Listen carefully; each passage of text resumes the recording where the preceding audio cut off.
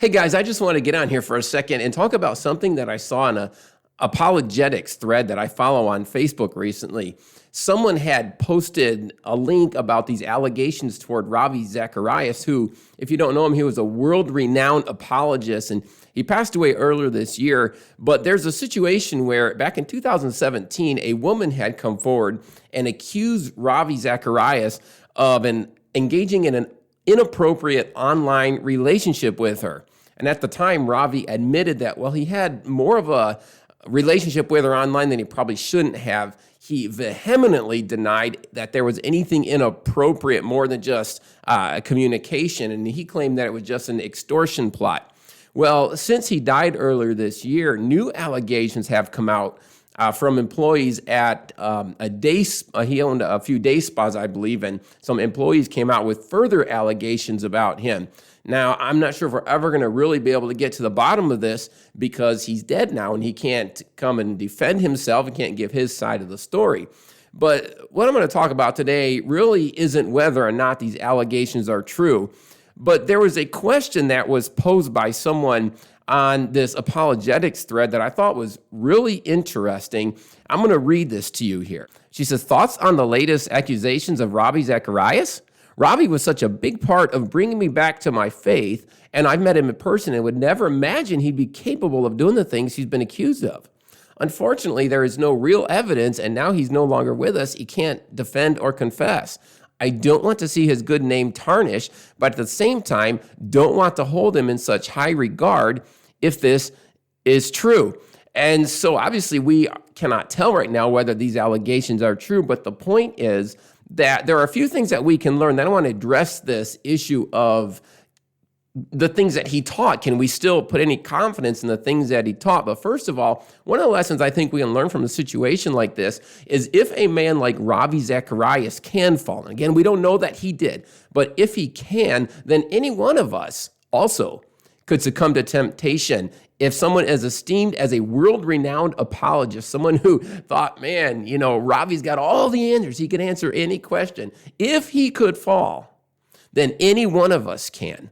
And this also serves, I think, as a reminder to us not to elevate any man to the status of a hero. We can respect them, we can honor them, we can learn things from them, but we need to be careful about putting men in a hero status because ultimately anybody can fall. And there's yet another lesson we can learn, and that is that when we serve God in a public, prominent position, it is more likely that we're going to experience the attacks of the enemy. He wants to put a target right on us because if he can make someone fall, then that takes a lot of people down with him. So those are some lessons, but the one I really want to look at today is this question right here. If a Christian leader from whom I have learned many truths were to fall, should I suspect my faith? This person has taught me so much, and if they fall and it proves that their character was not good, does this mean that everything I've learned should be suspect, that maybe it's not true because of the character of that person? Now, I think this is an understandable dilemma.